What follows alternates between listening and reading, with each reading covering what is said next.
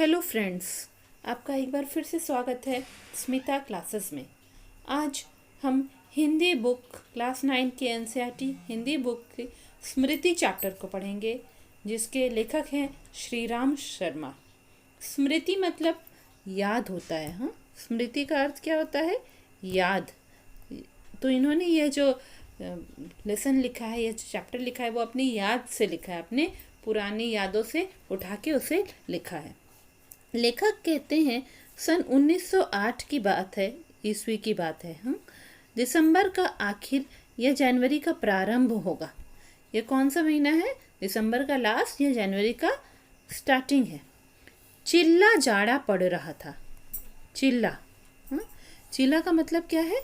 कड़ी सर्दी, पूरी कड़ी सर्दी पड़ रही थी। बहुत ही ज़्यादा ठंड पड़ रही थी, टेम्परेचर बहुत लो था, तो चिल्ला जाड़ा का मौसम था, कड़ी सर्दी पड़ रही थी। 2-4 दिन पूर्व कुछ बूंदाबांदी हो गई थी, इसलिए शीत की भयंकरता और भी बढ़ गई थी। शीत की भयंकरता। शीत मतलब क्या होता है? शीत ऋतु होती है ना, ठंड की ऋतु। विंटर सीजन को शीत ऋतु बोलते हैं। तो ये ठंड की ऋतु थी, तो शीत की भयंकरता और भी बढ़ गई थी। सायकाल के 3:30 या 4 बजे होंगे। क्या बोल रहा है? सायकाल मतलब शाम के समय की। सायकाल मतलब शाम का समय था। उस समय 3:30 या 4, 3:30 या 4 o'clock हो रहा था, उस समय की बात है। कई साथियों के साथ मैं झरबेरी के बेर तोड़ तोड़ कर खा रहा था। झरबेरी, झरबेरी क्या होता है? एक तरह का जंगली बेर होता है। बेर तो आप लोग सब जानते हैं, सभी ने खाया होगा। बेर के फल जनवरी के मास में मिलते हैं ज़्यादा। तो ये जंगली बेर को कहते हैं। जंगली बेर का जो पेड़ होता है वह कहता है झरबेरी का पेड़। तो ये जो बहुत ठंड का दिन था, हल्की बारिश हो गई थी कुछ दिन पहले, तो इसीलिए क्या हो गई थी, ठंड और बढ़ गई थी। तो शाम के 3:30 या 4 बज रहे थे, और ये जो लेखक हैं वो अपने बहुत सारे साथियों के साथ झरबेरी के बेर तोड़ तोड़ कर खा रहे थे कि गांव के पास से एक आदमी ने जोर से पुकारा, तुम्हारे भाई बुला रहे हैं, शीघ्र ही घर लौट जाओ। मैं घर को चलने लगा। साथ में छोटा भाई भी था। साथ में क्या था? छोटा भाई भी था। उनके साथ उनका भाई साहब की मार का डर था, इसलिए सहमा हुआ चला जाता था। समझ में नहीं आता था कौन सा कसूर बन पड़ा। क्या होता है ना कि अपने भाई साहब की मार से पहले है कि लोग अपने बड़े भाई बहनों से बहुत डरते थे, और भाई साहब जो हैं वह मारते थे। कोई गलती होने पे वह बहुत ही मारते थे। तो इसीलिए ये लोग बहुत डर रहे थे कि भाई साहब ने घर से बुलाया है, ज़रूर किसी बात के लिए हमको मारेंगे, पता नहीं हमारा कौन सा कसूर हो जाएगा, हमने क्या गलती की है। डरते डरते घर में घुसा। आशंका थी कि बेर खाने के अपराध में ही तो पेशी ना हो। ये आशंका थी। मतलब यह डर था, वो सोच रहे थे। आशंका मतलब क्या था कि यह डर था, यह सोच रहे थे कि शायद हम लोग जंगल से बेर तोड़ तोड़ के खा रहे, इसीलिए पेशी ना हो। पेशी वर्ड बोल रहा है। क्या होता है जब हम लोग अदालत में कहते हैं ना जज कि ये जो है अपराधी की पेशी की जाए, मतलब अपराधी को मेरे सामने पेश किया जाए। तो लेखक भी यहाँ पे डर रहे थे कि कहीं हम लोग बेर तोड़ तोड़ के खा रहे थे, इसीलिए तो भाई साहब हमें अपने सामने बुलाएंगे और तुमने गलती की है ऐसा तो नहीं बोलेंगे, उसके लिए हमको मार तो नहीं पड़ेगी। पर आंगन में भाई साहब को पत्र लिखते पाया। अब पिटने का भय दूर हुआ। हमें देखकर भाई साहब ने कहा, इन पत्रों को ले जाकर मक्खनपुर डाकखाने में डाल आओ। क्या हुआ? पिटने का भय दूर हो गया जब उन्होंने देखा कि भाई साहब चुपचाप पत्र लिख रहे थे। पत्र का मतलब क्या होता है? लेटर होता है, चिट्ठी।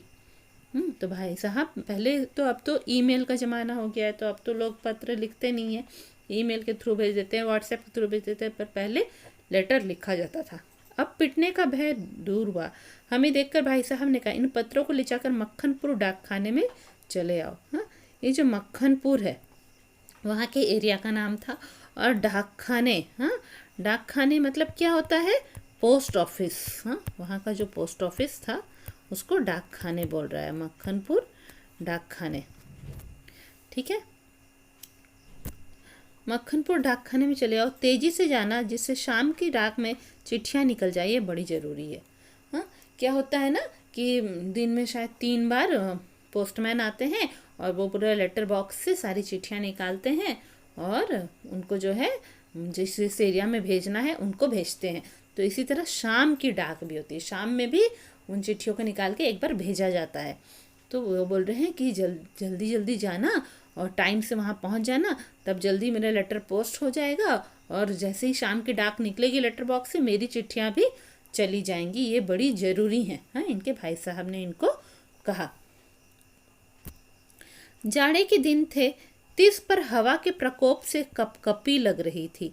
हवा के प्रकोप से, हाँ, ठंड के दिन में ठंडी हवा चलती है ना, तो प्रकोप मतलब हवा के इफ़ेक्ट से, हवा जो ठंडी हवा चल रही थी उसके इफ़ेक्ट से हमें क्या हो रही थी, कपकपी लग रही थी। हाँ, माने कपकपी का मतलब क्या, वो शिवर कर रहे थे, पूरा कांप रहे थे। हवा मज्जा तक ठिठुरा रही थी। हाँ, मज्जा क्या हुआ, मज्जा हुआ कि हड्डी के भीतर जो मुलायम पदार्थ होता है, हाँ, बहुत ही मुलायम पदार्थ होता है हड्डी के भीतर, उसको मज्जा कहते हैं। तो वह मज्जा तक मतलब हवा पूरा इतनी ठंडी लग रही थी कि पूरा लग रहा था स्किन से पार होके अंदर, हड्डी के अंदर जो एरिया है, हड्डी के भीतर जो मुलायम पदार्थ है वहाँ तक पहुँच जा रही है और पूरे अंदर तक हमारे बॉडी को ठंड कर दे रही है, ठंडा कर दे रही है। इसलिए हमने कानों को धोती से बांधा। हाँ, क्या होता है कि कानों को धोती से बांधा। हाँ, जो है हम लोग तो ऐसे स्कार्फ पहनते हैं ना, हम लोग ऐसे तो स्कार्फ पहन लेते हैं, पर वो लोग वो उस समय स्कार्फ या टोपी नहीं थी, या टोपी भी थी तो उसके पहले उन लोगों ने कान को धोती का एक कपड़ा लिया और उससे पूरे कान को अच्छे से बांध दिया और शायद उसके ऊपर टोपी पहन ली। माँ ने भुंजाने के लिए थोड़े चने एक धोती में बांध दिए। हाँ, पहले के लोग क्या पहनते थे, धोती कुर्ता ही पहनते थे, तो उसी के साइड में एक पोटली में उनकी माँ ने क्या किए, चने बांध दिए भुंजाने के लिए। भुंजाने का मतलब क्या होता है, भुनवाने के लिए। जब बिना तेल डाले आग के ऊपर एक कढ़ाई रख के उसे भुना जाता है ना, बिना तेल के, रोस्ट जो करते हैं बोलते हैं। हाँ, वही रोस्ट करने के लिए माँ ने वो चने बांध दिए कि इनको भी रोस्ट करा के ले आना। ठीक है, हम दोनों भाई अपना अपना डंडा लेकर घर से निकल पड़े। हाँ, क्या था, डंडा लेकर, अपना अपना डंडा लेकर, यानी उस समय के लोग एक डंडा हाथ में लेके चलते थे ताकि कोई भी मुसीबत आए तो उस डंडे से अपने आप की रक्षा करेंगे। उस समय उस बबूल के डंडे से जितना मोह था उतना इस उम्र में राइफल से भी नहीं। ठीक है, वो किस पेड़ का डंडा था, बबूल का पेड़ एक होता है। ठीक है, बबूल का पेड़ होता है, इसमें क्या होते हैं, कांटे भी होते हैं उस पेड़ में, तो उसका डंडा काफ़ी मजबूत होता है। तो उसका एक डाल को तोड़ के उन्होंने उससे एक डंडा बनाया था। हाँ, स्टिक एक था बनाया था। तो बोल रहे हैं कि उस समय वही डंडा इनको बहुत ही प्यारा था, मोह माने वह डंडा उनको बहुत ही प्यारा था उनको। और अभी इस उम्र में, उम्र माने अभी जो एज हो गया है लेखक का, बोल रहे इस एज में मुझे राइफल जो है, राइफल क्या होता है, हाँ, वो पुराने स्टाइल का जो गन होता है, बोला कि अभी इस एज में मुझे वो गन भी इतना प्यारा नहीं है जितना पहले बबूल का डंडा प्यारा था। ठीक है, वो कह रहे हैं मेरा डंडा अनेक सांपों के लिए नारायण वाहन हो चुका था। नारायण वाहन, सांपों के लिए मतलब कई सांपों को उन्होंने उस डंडे से मार दिया था, ये वही कह रहे हैं कि उस डंडे से उन्होंने कई सांपों को मार दिया था। ठीक है, नारायण वाहन हो चुका था। मक्खनपुर के स्कूल और गांव के बीच पड़ने वाले आम के पेड़ों से प्रतिवर्ष उससे आम झूरे जाते थे। ठीक है, वो डंडे से वो लोग क्या करते थे, आम को तोड़ते थे। आम तोड़ते थे, हम लोग कैसे करते हैं, एक पत्थर मार के आम तोड़ेंगे या डंडे से हिला हिला के तोड़ते हैं ना, तो वही झूरे जाते थे। झूरे मतलब क्या हुआ, तोड़ना, तो वो उस डंडे से आम तोड़ते थे। ठीक है, तोड़ना हुआ।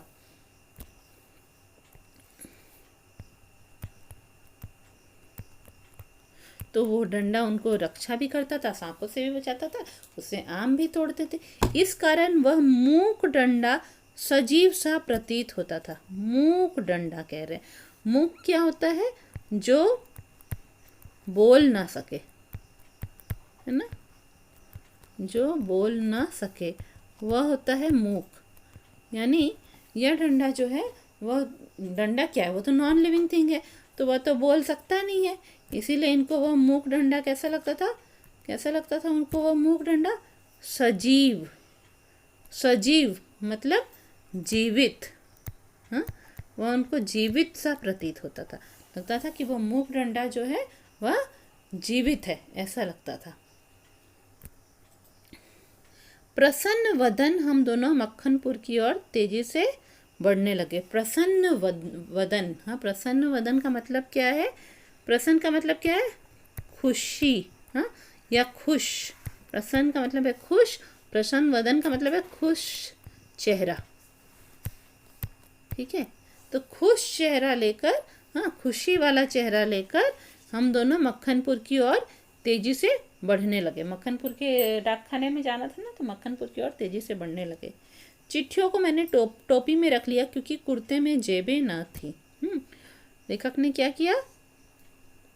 उनके कुर्ते में, कुर्ता और धोती पहनते थे। जेबे का मतलब क्या होता है? हाँ, जेबे का मतलब क्या होता है? पॉकेट। हाँ, तो उस समय उनका जो जो उन्होंने कुर्ता पहना था, उस कुर्ते के कुर्ते में पॉकेट नहीं था, इसलिए उन्होंने चिट्ठियों को कहाँ रखा? टोपी में रख लिया।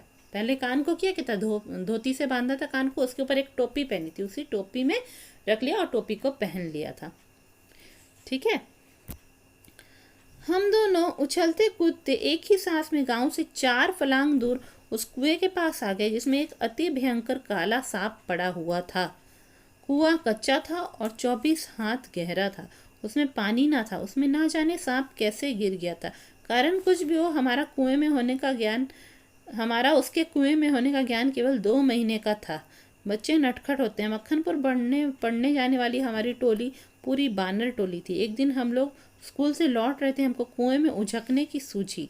सबसे पहले उझकने वाला मैं ही था। कुएं में झाँक कर एक ढेला फेंका कि उसकी आवाज़ कैसी होती है। उसके सुनने के बाद अपनी बोली की प्रतिध्वनि सुनने की इच्छा थी, पर कुएं में जो ही ढेला गिरा त्यों ही एक फुसकार सुनाई पड़ी। वो क्या बोल रहे हैं कि ये दोनों भाई जो हैं, इनके एक बड़े भाई थे, फिर ये बीच वाले भाई और उनसे छोटे भाई। तो ये दोनों भाई क्या कर रहे थे? उछलते कूदते, हाँ, मतलब खेलते कूदते ये लोग जा रहे थे मक्खनपुर की ओर। एक ही सांस में गांव से 4 फलांग दूर, हाँ, एक ही सांस में, मतलब ये क्या कह रहे हैं? एक ही सांस का मतलब क्या बोल रहे हैं? बहुत ही स्पीड में, हाँ, इतने स्पीड में गए कि स्पीड में गांव से 4 फलांग दूर बोल रहे हैं, हाँ, फलांग बोल रहे हैं ना।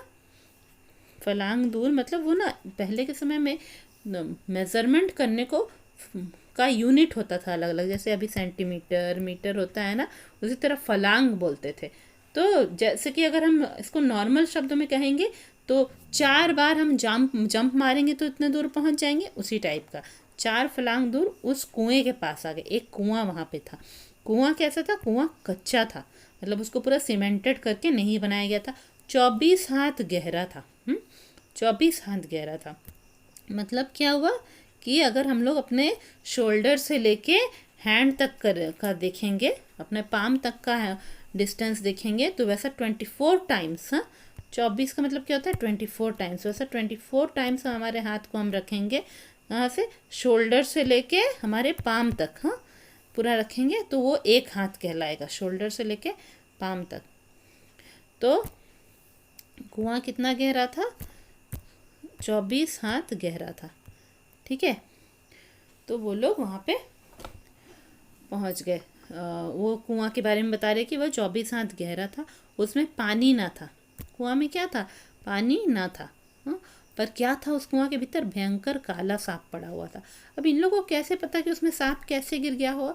ये लोग को कुएं में सांप के होने का ज्ञान, हाँ, मतलब कुएं में सांप है उसका नॉलेज इन लोग को कब हुआ? इन लोग को उसका कब पता चला? हाँ, 2 महीने पहले ही इन लोग को पता चला था। बच्चे कैसे पता चला? बच्चे नटखट होते हैं, हाँ, नटखट का मतलब क्या होता है? चंचल होते हैं, है ना, बच्चे चंचल होते हैं।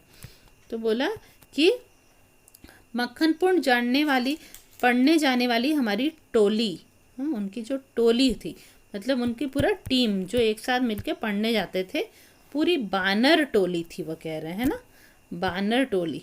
मतलब वानर मतलब क्या होता है, वानर को बोल रहे हैं। हाँ, वानर मतलब वानर बोल रहे हैं, मतलब मंकीज। हाँ, तो बोल रहे हैं कि हम लोग मंकीज के जैसे बहुत ही नटखट थे। हाँ, तो हमारी पूरी वानर की टीम थी, वानर टोली। हाँ, मंकीज की पूरी टीम थी। और एक दिन जब वो लोग स्कूल से लौट रहे थे तो सोचे कि कुएं में उझकेंगे, उझकने की सूझी। हाँ, उझकने की सूझी। उझकना क्या होता है? उझकना मतलब झांक कर देखना। सोचे कि कुएं में चलो झांक कर देखते हैं कि क्या है अंदर। हाँ, सबसे पहले उझकने वाला मैं ही था। ये जो लेखक है वो बोल रहे हैं कि सबसे पहले मैंने ही झांक कर देखा। कुएं में झांक कर एक ढेला फेंका। कुएं में झांक कर ढेला फेंका। कि उसकी आवाज़ कैसी होती है, उसके सुनने के बाद अपने बोली की प्रतिध्वनि सुनने की इच्छा थी। हाँ, यहाँ पे क्या बोल रहे हैं कि कुएं में झांक कर उन्होंने क्या किया, एक ढेला फेंका। उझकना क्या हुआ, कुएं के साइड पे अपने हाथ रख के अंदर झांकना। हाँ, झांकने के बाद उन्होंने क्या किया, एक ढेला। ढेला मतलब एक छोटा पत्थर। हाँ, छोटा पत्थर को ढेला करते हैं। ठीक है, तो छोटा पत्थर जो है मिट्टी का भी हो सकता है कि सॉलिड पत्थर का भी हो सकता है। तो छोटा पत्थर उन्होंने फेंका। जैसे ही फेंका, वो चाहते थे कि कैसी आवाज़ होगी उसमें फेंकने में, वो सुनेंगे, कि वहाँ तो पानी नहीं था उस कुएं में। पर जब उन्होंने फेंका उसमें तो क्या सुनाई दिया, वो चाहते थे कि कैसी आवाज़ हो ये जाने। उसके सुनने के बाद अपनी बोली की प्रतिध्वनि सुनने की इच्छा थी। क्या कह रहे हैं लेखक कि पहले जब उन्होंने पत्थर फेंक दिया, हाँ, जब पत्थर फेंक दिया कुछ आवाज़ उनको सुनना, सोचे कि अभी आवाज़ सुनेंगे, और ये सोच के रखे थे कि आवाज़ सुनने के बाद हम उस कुएं में झांक कर कुछ बोलेंगे और उसकी प्रतिध्वनि सुनेंगे, मतलब उसका इको सुनेंगे। हाँ, वो जो पहाड़ी एरिया सब होता है, जहाँ पहाड़ होता है कि बिल्डिंग्स होते हैं बहुत सामने, तो आप कुछ बोले तो वो आवाज़ वहाँ से टकरा के लौट के और एक बार आपको सुनाई पड़ती है, उसी को कहते हैं इको या प्रतिध्वनि। तो लेखक सोच रहे थे कि वो कुएं में ढेला फेंकेंगे, पहले उसकी आवाज़ सुनेंगे, उसके बाद खुद कुछ बोलेंगे कुएं के भीतर झांक के और उसकी इको को सुनेंगे, प्रतिध्वनि सुनेंगे। पर हुआ क्या? हुआ क्या? पर कुएं में ज्यों ही ढेला गिरा त्यों ही एक फुसकार सुनाई दी। हाँ, कुएं में ज्यों ही ढेला गिरा त्यों ही एक फुसकार सुनाई दी। हाँ, फुसकार क्या हुआ? फुसकार, फुस जैसे सांप की आवाज़ जो होती है ना, सांप की आवाज़, वही उनको सुनाई दी। जैसे ही ढेला गिरा उनको एक सांप की आवाज़ सुनाई दी, फुस से करने वाली आवाज़। फुसकार से ऐसे चकित हो गए जैसे किलोले करता हुआ मृग समूह अति समीप के कुत्ते की भौंक से चकित हो जाता है। देखिए यहाँ पे लेखक ने कितने सुंदर से लिखा है। उन्होंने बोला कि वो तो सोच रहे थे ढेला फेंकेंगे कुछ ऐसा आवाज़ होगा, पर उनको क्या आवाज़ सुनाई दी? सांप की आवाज़ सुनाई दी। तो वो पूरे चकित हो गए। हाँ, पूरे कैसे क्या हो गए? चकित हो गए, मतलब सरप्राइज्ड हो गए, है ना। लेखक क्या हो गए? सरप्राइज्ड हो गए। कैसे टाइप का सरप्राइज, उसको उन्होंने एक एग्जाम्पल से बताया है कि किलोले मारता हुआ मृग समूह। किलोले मारता हुआ मृग समूह। किलोले मतलब क्या हुआ? ये जो है क्रीड़ा करता हुआ।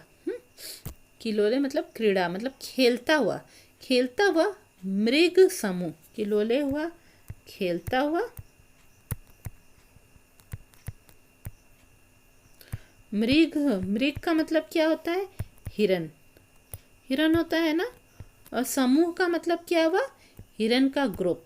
हाँ, तो खेलता हुआ हिरन का ग्रुप जब जाता रहता है तो अति समीप के कुत्ते की भौंक। हाँ, अति समीप के कुत्ते की भौंक माने अपने बहुत पास में, जब वो अति समीप, अति मतलब क्या हुआ? बहुत, है ना, बहुत, और समीप का मतलब है पास। तो अपने अति बहुत पास से कुत्ते की भौंकने की आवाज़ से चकित हो जाता है। हिरन का ग्रुप जा रहा है खेलता हुआ और अचानक से कुत्ता भौंकने लगे उनके पास से, तो वो बहुत सरप्राइज हो जाते हैं। उसी तरह ये लोग सांप की फुसकार से, लेखक और उनके साथ जो उनकी बानर टोली जा रही थी स्कूल, वो लोग पूरे चकित हो गए।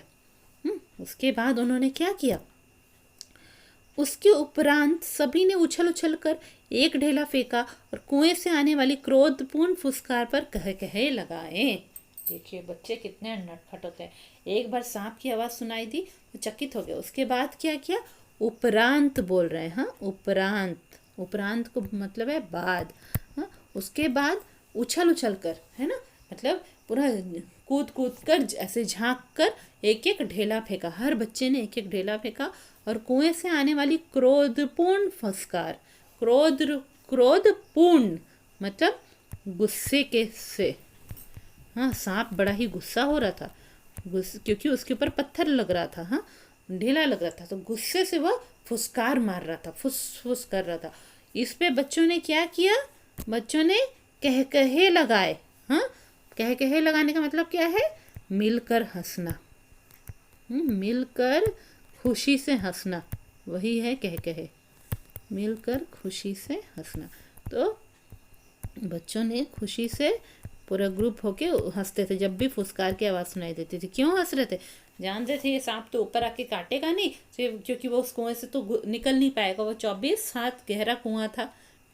24 हाथ गहरा कुआं था, तो बस अंदर से वह फुसकार ही लगा पाएगा, बाहर तो आ नहीं पाएगा, हमें बाहर आके काट नहीं पाएगा। इसलिए बच्चे खुश होकर कह कहे लगा रहे थे। ठीक है। गांव से मक्खनपुर जाते और मक्खनपुर से लौटते समय प्रायः प्रतिदिन ही कुएं में ढेले डाले जाते थे। मैं तो आगे भागकर आ जाता था और टोपी को एक हाथ से पकड़कर दूसरे हाथ से ढेला फेंकता था। यह रोजाना की आदत सी हो गई थी। सांप से फुसकार करवा लेने में उसमें बड़ा काम समझता था, इसलिए जैसे ही हम दोनों उस कुएं की ओर से निकले, कुएं में ढेला फेंक कर फुसकार सुनने की प्रवृत्ति जागृत हो गई।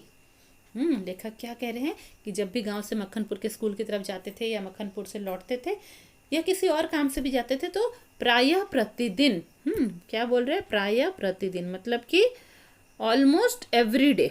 प्रायः प्रतिदिन क्या है कि ऑलमोस्ट एवरी डे उन लोग कुएं में ढेले फेंकते थे। हाँ, ऑलमोस्ट एवरी डे वो लोग कुएं में ढेले फेंकते थे। और लेखक क्या बोलते हैं, वो बोलते थे मैं भाग भाग के सबसे आगे निकल आता था और वो बहुत ही स्टाइल में ढेले फेंकते थे। क्या करते थे, टोपी को एक हाथ से पकड़ लेते थे, अपनी टोपी को खोलकर एक हाथ से पकड़ लेते थे। क्यों, नहीं तो टोपी गिर जाएगी ना कुएं में, जब झांकेंगे तो वो डरते थे। और दूसरे हाथ से ढेला फेंकते थे वो। ठीक है, यह रोजाना की आदत सी हो गई थी। रोजाना, रोजाना का मतलब क्या है, हर दिन, हर दिन की आदत हो गई थी उनकी। आदत का मतलब क्या है, आदत का मतलब क्या है, हैबिट। हाँ, हर दिन की उनकी हैबिट हो गई थी ऐसा करने की। ठीक है, सांप से फुसकार करवा लेना मैं उसमें बड़ा काम समझता था। हाँ, सांप से ढेले फेंक कर सांप फुसकार करता था, ये लोग सोचते थे बहुत बड़ा काम कर लिए।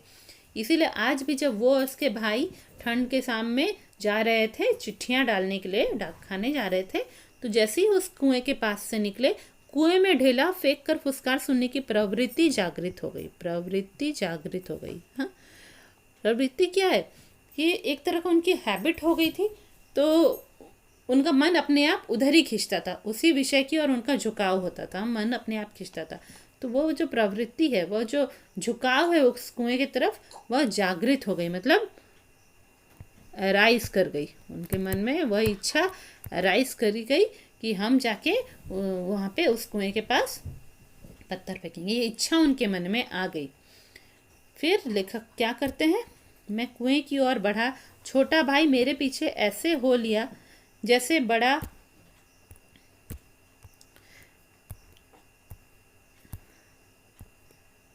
बड़े मृग शावक के पीछे छोटा मृग शावक हो लेता है। जैसे बड़े मृग शावक के पीछे छोटा मृग शावक हो लेता है। कितना अच्छे से बोल रहे हैं लेखक कि उनकी तो फिर से उनकी इच्छा, मन में वो इच्छा राइज हो गई कि आ गई इच्छा कि चलो हम फेंकेंगे, क्योंकि रोज़ फेंकने की उनकी आदत थी।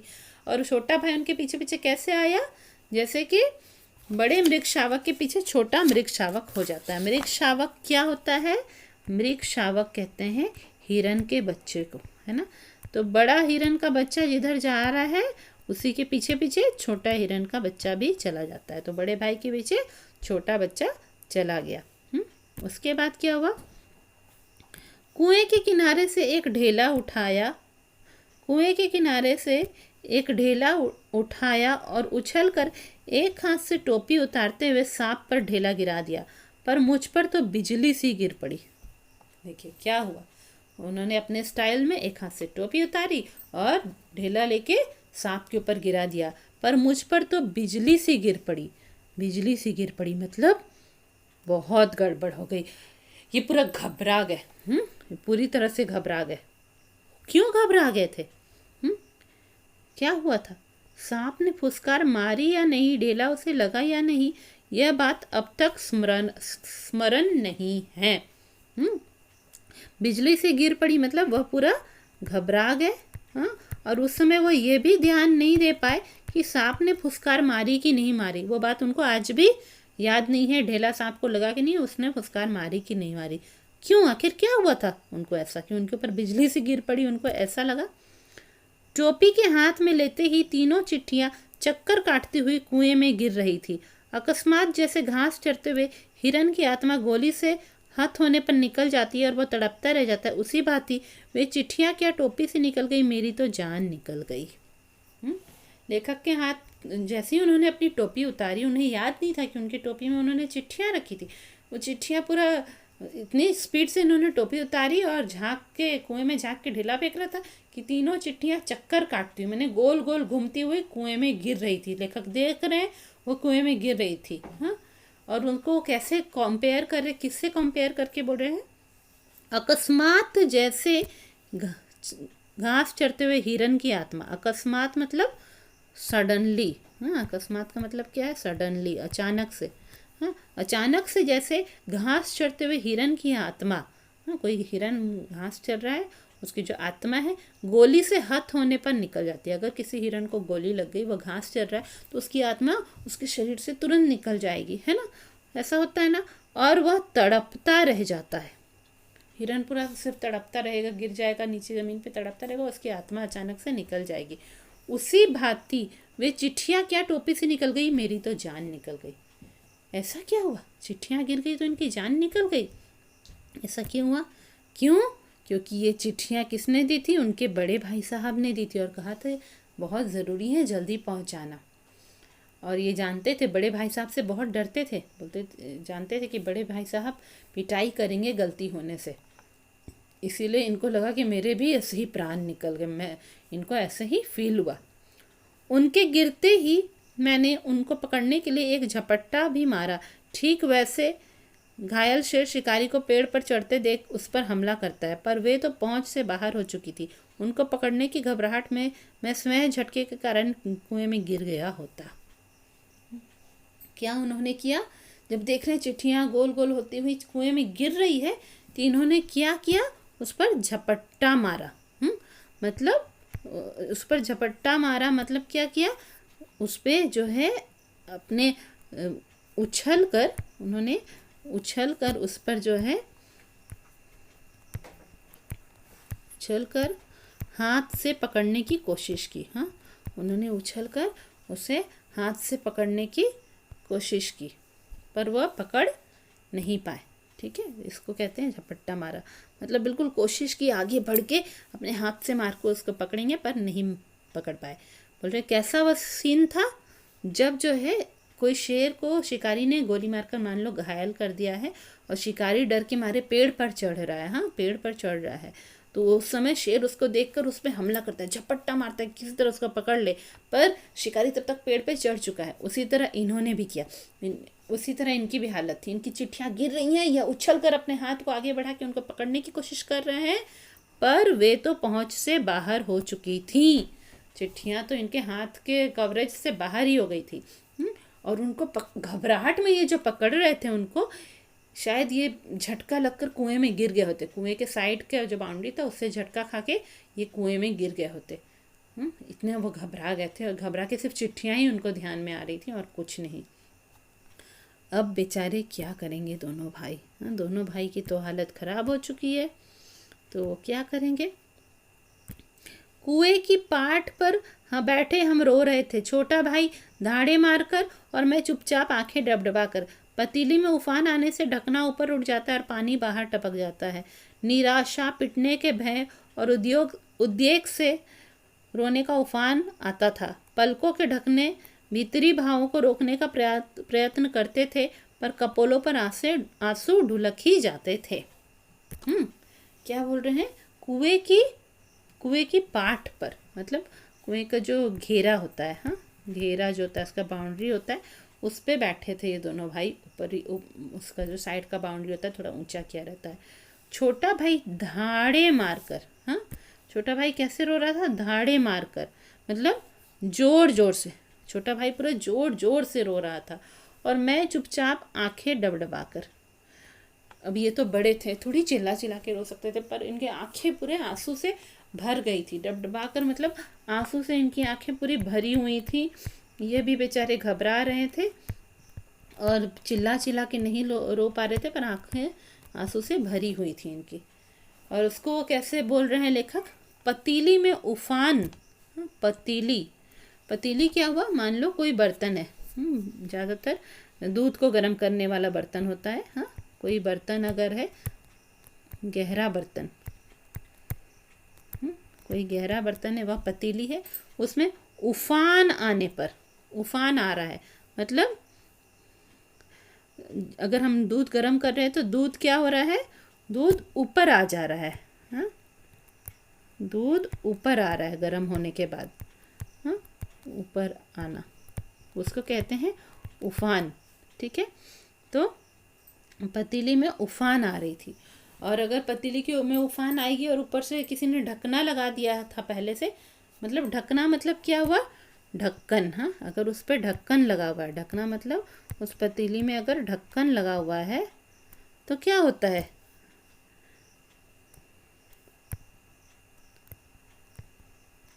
वो जो स्टीम ऊपर उठने लगता है दूध गर्म होके, हाँ, तो वह जो है उस ढक्कन को उठाने की कोशिश करता है। स्टीम के प्रेशर से वह क्या होती है? वह ढक्कन उठ जाने की कोशिश करती है, और ढक्कन ऊपर उठ जाता है और पानी बाहर टपक जाता है ना।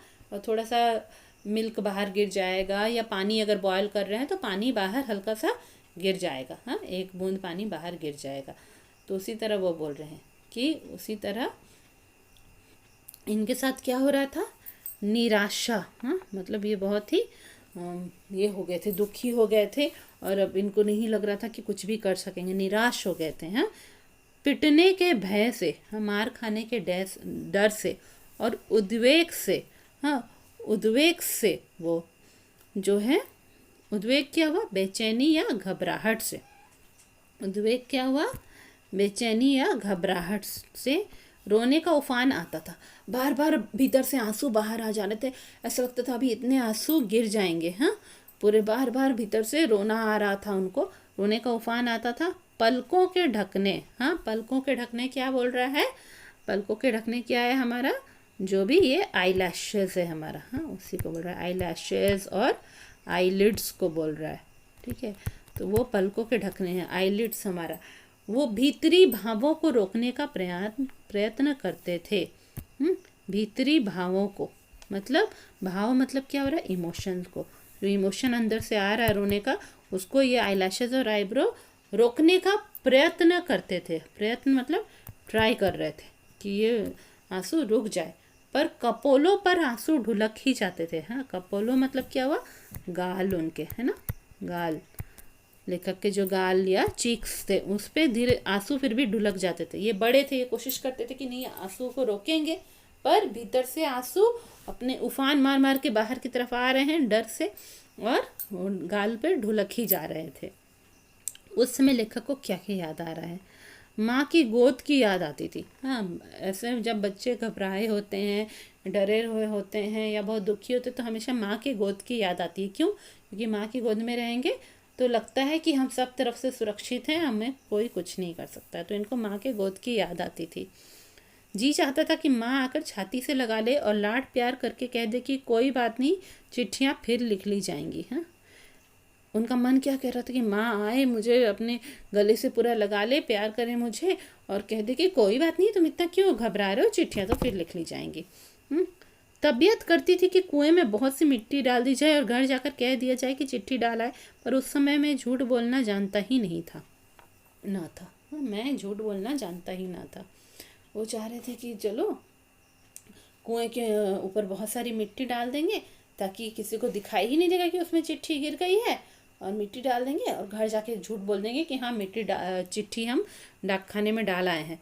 पर उस समय के संस्कार अलग थे। उस समय वो बच्चे झूठ नहीं बोलते थे, उनके घर से ऐसे संस्कार मिले थे कि वो झूठ बोलना जानते ही नहीं थे। हुँ? उनको बहुत अच्छे से डिसिप्लिन करके उनके पेरेंट्स ने रखा हुआ था। घर लौटकर सच बोलने पर रुई की तरह धुनाई होती है ना, रुई की तरह धुनाई होती, ये वो वर्ड बोल रहे हैं। हाँ, ये कुछ है ना, क्या होता है, रुई होती है, हाँ, कॉटन जो होता है, तो उसको क्या करते हैं, जब उसको उसकी रजाई बनाएंगे या तकिया बनाएंगे तो पहले उसको बहुत ज़ोर ज़ोर से उसको पीटते हैं, हाँ, और उसके बाद उसको पूरा अलग अलग करते हैं हाथ की मदद से, और एक तार होता है, तार के ऊपर लगा लगा के उसको पूरा अलग अलग अलग अलग करते हैं, हाँ, उसी को कहते हैं रुई की धुनाई होती। तो ये सोच रहे घर जाएंगे सच बोलेंगे तो इतनी पिटाई होगी कि जैसे रुई को पूरा अलग अलग कर दिया जाता है मार के, उसी तरह मेरी भी पिटाई होगी, रुई की तरह धुनाई होती। मार के ख्याल से शरीर ही नहीं मन भी काँप जाता था, है ना। बच्चे जब होते हैं छोटे, उनको याद आ जाता है, अरे बाबा पिछली बार तो इतनी पिटाई हुई थी, तो शरीर का चोट तो जो था याद आ जाता है, मन भी डर जाता है कि ओह बाप रे कितने जोर से पिटाई हुआ था, ऐसा मन भी काँप जाता था।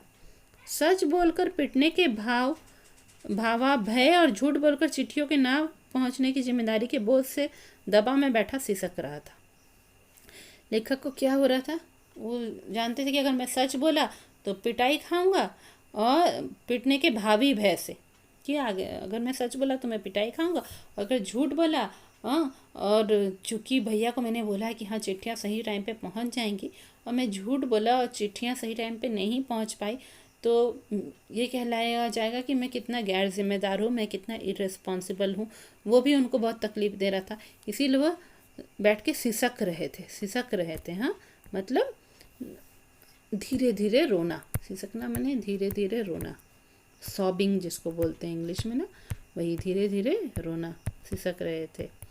इसी सोच विचार में 15 मिनट होने को आए, 15 मिनट्स उस समय बीत गया, 15 मिनट्स बीत चुका है। देर हो रही थी और उधर दिन का बुढ़ापा बढ़ता जाता था। दिन का बुढ़ापा क्या होता है, इसका मतलब लेखक क्या कहना चाह रहे हैं कि दिन खत्म होता जा रहा था और पूरी शाम अंधेरा बढ़ना शुरुआत हो गया था। 3:30-4 बज चुके थे, जल्दी ही अंधेरा होने लगता, यानी दिन बूढ़ा होता जा रहा था, दिन अब बूढ़ा होके ख़त्म हो जाता और अंधेरा आ जाता, वही वो कह रहे थे। कहीं भाग जाने को तबीयत करती थी, पर पिटने का भय और जिम्मेदारी की दुधारी तलवार कलेजे पर फिर रही थी। लेखक को लगता था कहीं भाग जाऊं, पर यह डर था कि पिटाई तो खाऊंगा ही, और जिम्मेदारी की दुधारी तलवार, हाँ, एक तो है कि गैर जिम्मेदार थे लोग कहेंगे, हाँ, वो गैर जिम्मेदार थे, उन्होंने जिम्मेदारी निभाई नहीं, दूसरा अगर झूठ बोल देंगे तो पिटाई भी खाएंगे। इस तरह 2 तरीके से वो डर रहे थे, और वह उनको कैसी लग रही थी, दुधारी तलवार जैसी, हाँ, जो तलवार दोनों तरफ से धार होगी, किधर से भी मारो चोट लगेगी, कलेजे पर फिर रही थी, हाँ, मतलब उनके चेस्ट को भारी कर रही थी, उनके हृदय पे मार रही थी, हृदय पे चोट पहुंचा रही थी कि वह पिटाई भी खा सकते हैं, या फिर वो कहलाएंगे कि उन्होंने कोई जिम्मेदारी नहीं निभाई है, यह उनके हृदय पे चोट कर रही थी, ये दोनों बातें हृदय को दुख पहुंचा रही थी।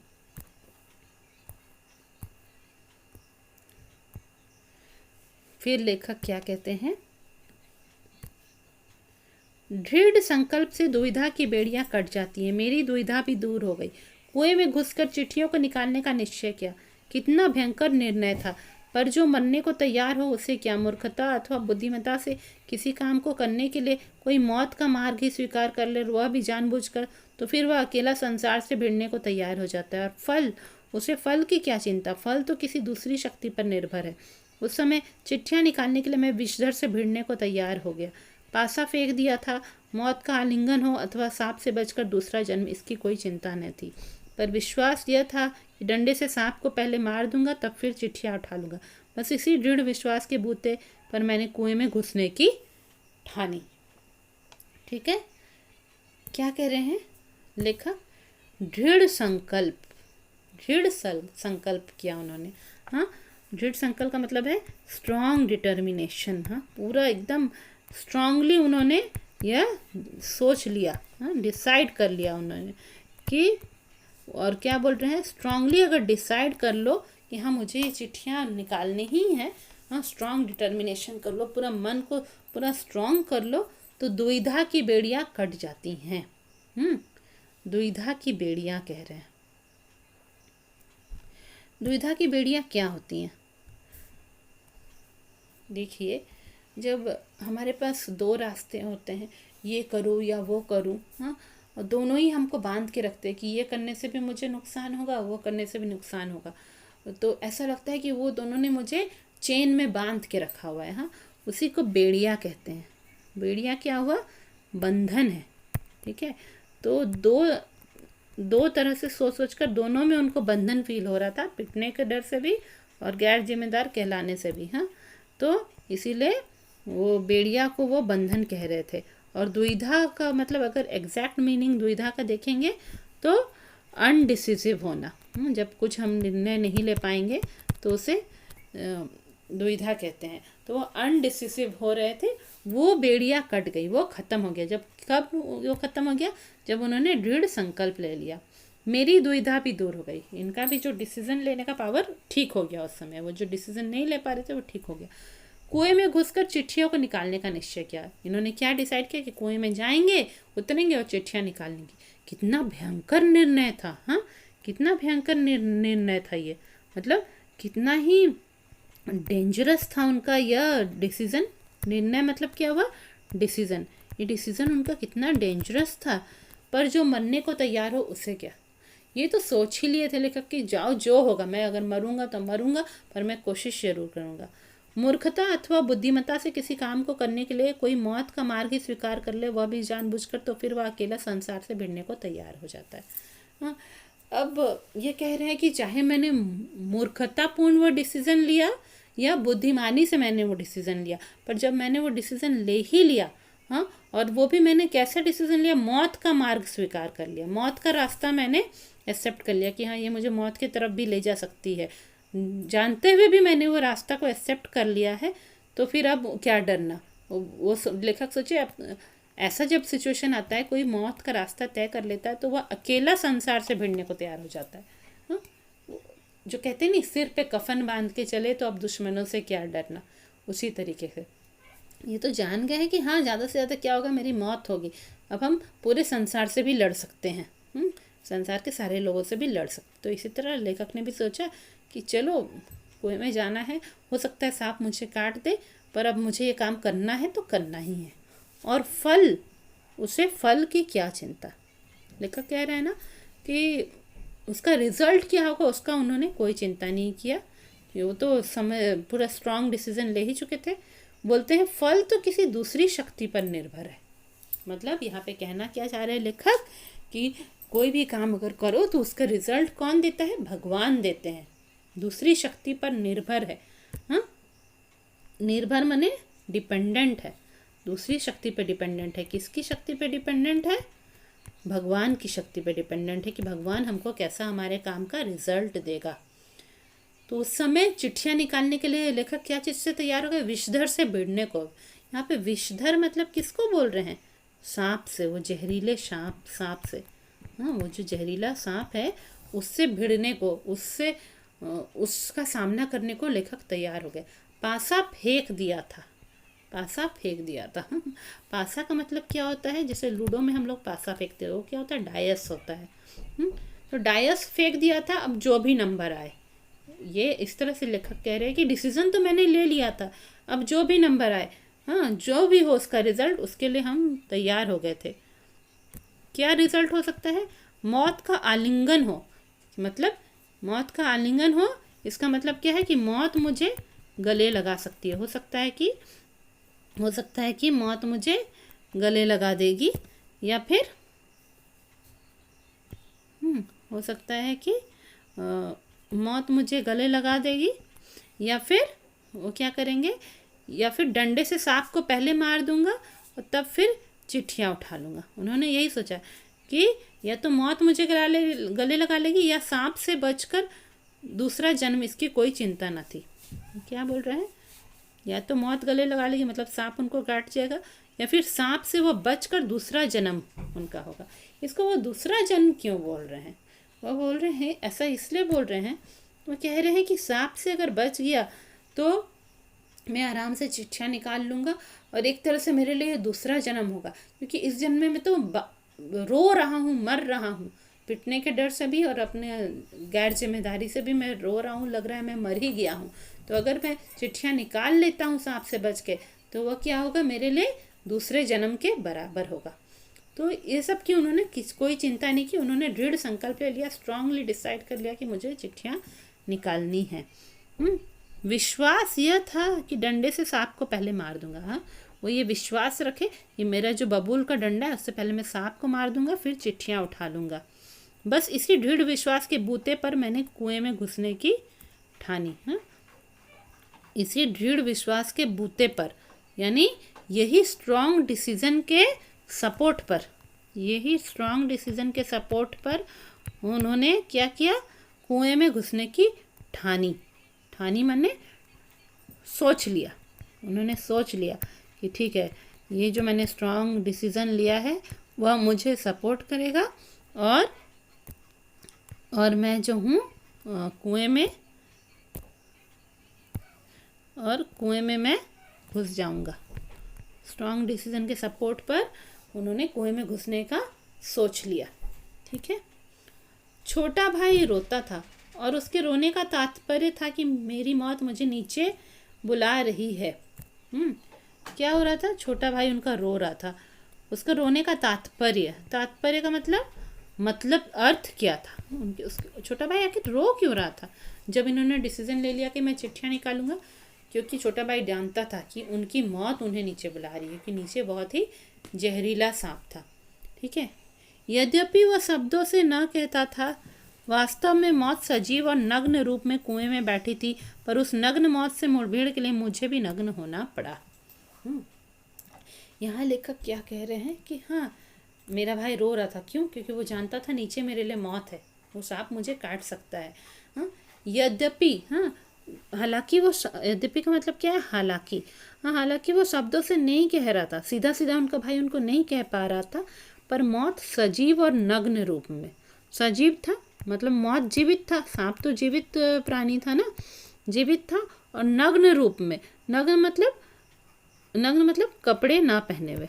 सांप ने कपड़े नहीं पहने हुए थे, कपड़े ना पहने हुए।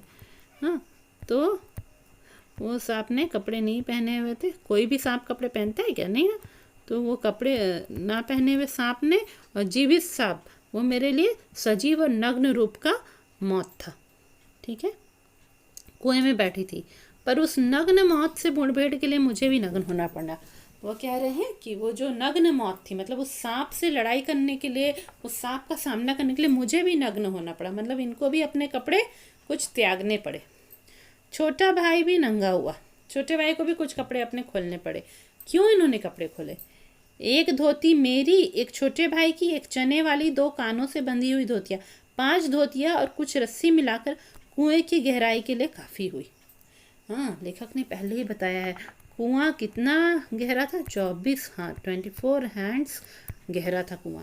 तो उतने गहरे कुएं के लिए रस्सी बनानी थी, तो इन्होंने क्या किया, इन्होंने अपनी धोती खोली, भाई की धोती खोली, फिर उसके बाद चने बांध के जो माँ ने जो धोती दी थी वो धोती भी खोली, कान से बंधी हुई धोती थी वो भी खोली। इस तरह 5 धोतियाँ हुई, सबको उन्होंने बांध दिया एक दूसरे से, और रस्सी को भी, कुछ रस्सियाँ भी मिली, उनको भी बांध दिया, और उसको उन्होंने कुएं में डाल के देखा कि पूरा लास्ट, नीचे बॉटम तक, पूरा आखिर तक वह रस्सियाँ पहुँच जा रही हैं। कुएं की गहराई के लिए काफ़ी हुई। हम लोगों ने धोतियाँ एक दूसरे से बांधी और खूब खींच खींच कर आजमा लिया कि गांठ कड़ी है या नहीं, गांठें कड़ी है या नहीं। उसको टाइटली उन्होंने बांध दिया, और जहाँ जहाँ पे उनको गांठें पड़ी, माने जहाँ जहाँ पे नॉट्स बंधा, जहाँ जहाँ पे उन्होंने उसको बांधा था एक को दूसरे से, जहाँ जहाँ पे नॉट्स बांधा था वहाँ पे देख लिया कड़ी है कि नहीं। वो नॉट्स कड़ी हैं कि नहीं, मतलब कि टाइटली बंधी हुई हैं कि नहीं वो नॉट्स। कहीं ऐसा ना हो कि उसको पकड़ के मैं उतर रहा हूँ, बीच से खुल जाए तो मैं नीचे का नीचे ही रह जाऊँगा और ऊपर नहीं आ पाऊँगा। ठीक है। तो उन्होंने देखा कि वो नॉट्स टाइट है कि नहीं। अपनी ओर से कोई धोखे का काम नहीं रखा, ऐसा नहीं कि अपनी मूर्खता से ही मैं मर जाऊँ, इसलिए अपने साइड से पूरा सेफ्टी इन्होंने बना के रखा। अपने आप को धोखा नहीं दे रहा था, मतलब अपने आप को धोखा नहीं दे रहा है, अच्छे से टाइटली रस्सियां बांध दे रहा है कि कहीं मैं मूर्खतापूर्ण अपने ही मूर्खता से मर ना जाऊं। इसीलिए धोती के एक सिर पर डंडा बांधा और उसे कुएं में डाल दिया। हाँ, धोती का दो एंड्स हुआ जो बांध के रस्सी बनाई उन्होंने, तो एक एंड पे इन्होंने क्या किया, एक डंडा बांध दिया, हाँ, और उसको कुएं में डाल दिया, इनका बबूल का डंडा को।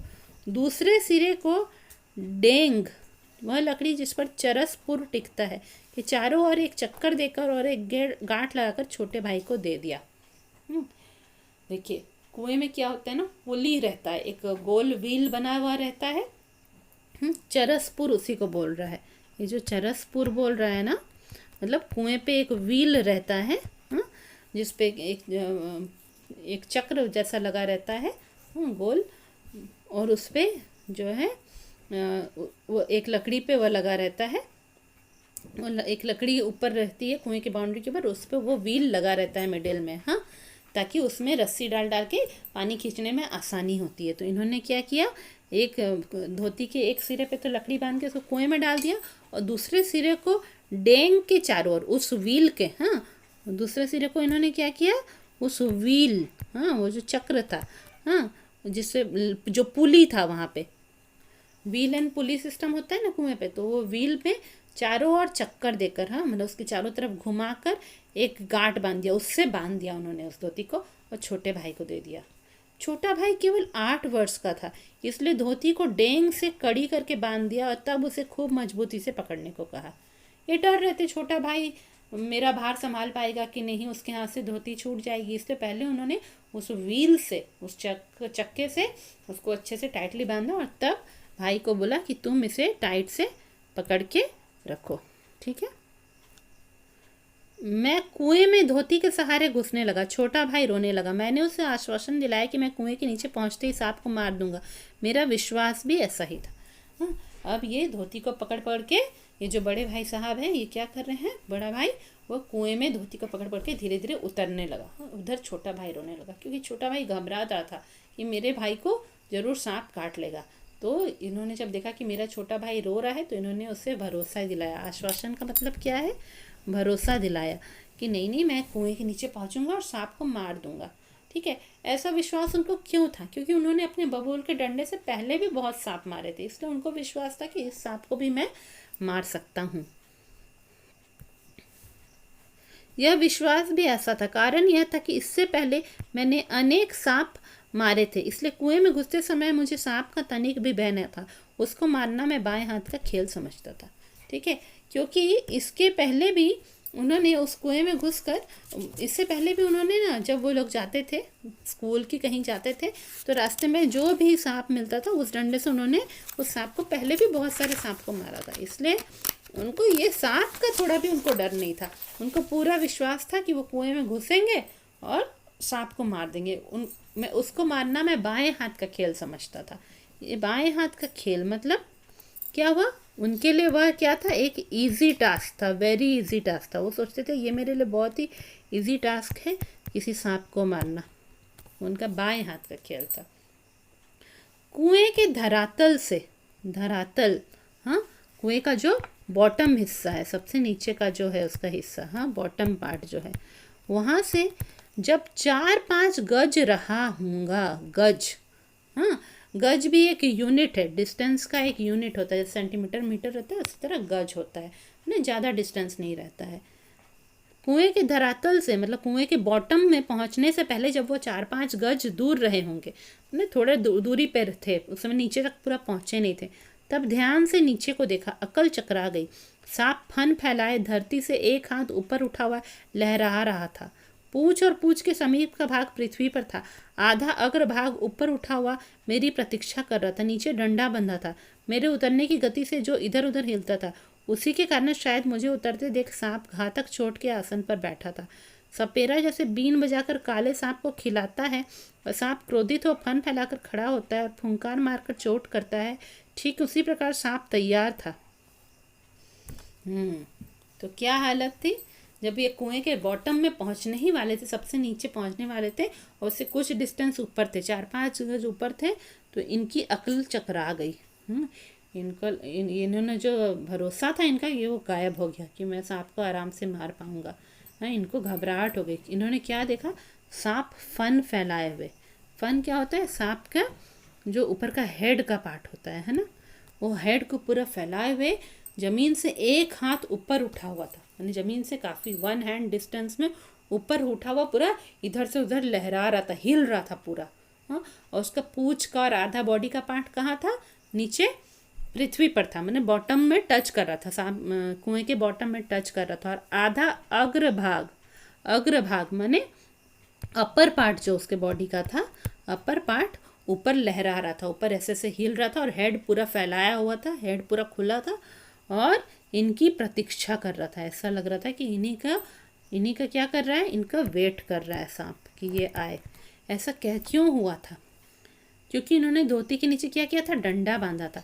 तो जब ये उतर रहे थे, मेरे उतरने की गति, हाँ, मैंने इनके जो उतरने का स्पीड था, गति मतलब स्पीड, तो इनके उतरने का जो स्पीड्स है, वो डंडा इधर उधर हिलता था। हाँ, तो उसी के कारण जो है सांप अपने आप को पूरा ये कर लिया था।